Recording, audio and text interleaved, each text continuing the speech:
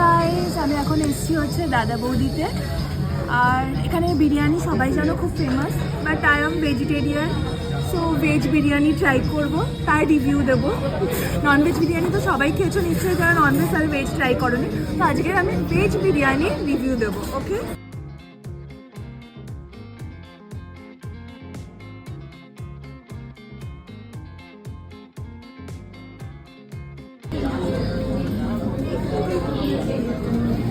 ভালো করেছে ভেজ বিরিয়ানিটা, সাথে একটা পনিরও দিয়েছে, এগুলো এর সাথে ইনক্লুডিং স্যালাড, রায়তা, বেশ ভালো।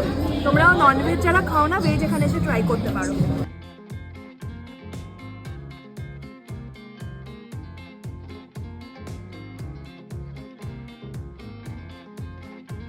এক্সকিউজ মি, তো স্যালাড দিন না আমাকে। তুমি খাও। কিরে, কেমন লাগছে?